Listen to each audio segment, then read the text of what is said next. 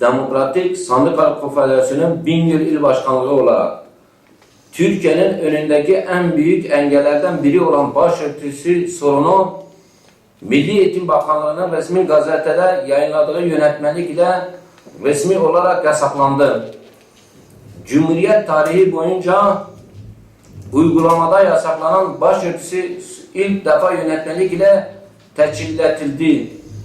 Milli Eğitim Bakanlığı'ndan beklenen yasakları çözmek ve yasaklı zihniyeti sona erdirmek iken kendisi yasakları teçhilletmektedir.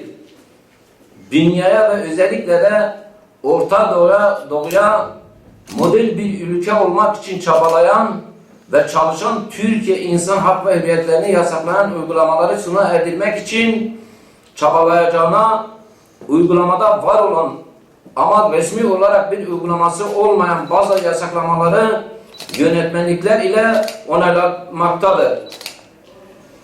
Gelişmiş ülkelerdeki demokrasilerde eğitimde fırsat eşitliği göz önünde bulundurulmaktadır.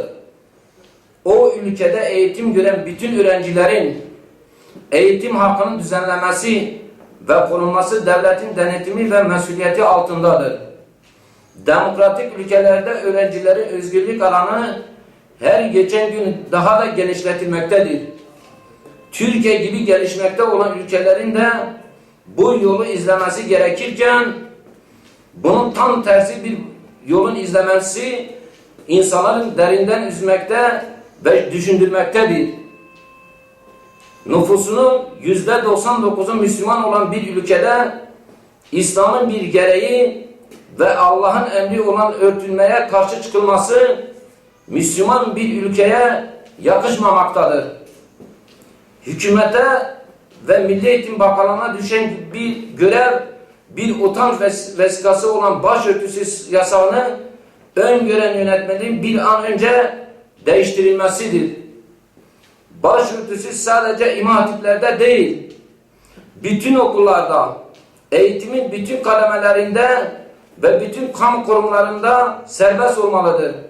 Bu bir haktır ve bu hakkın gasp edilmesi bir hukuksuzluk ve adaletsizliktir. Velilerin beklentisi ve isteği öğrencilerin özgür bir ortamda okumalarıdır.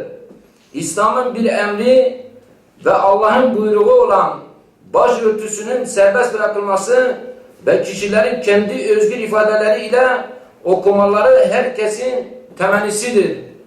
Milli Eğitim Bakanlığı toplumda büyük bir infiala yol açan bu yanlışlığın farkına varmalı ve yaptığı bu hatadan bir an önce geri dönmelidir.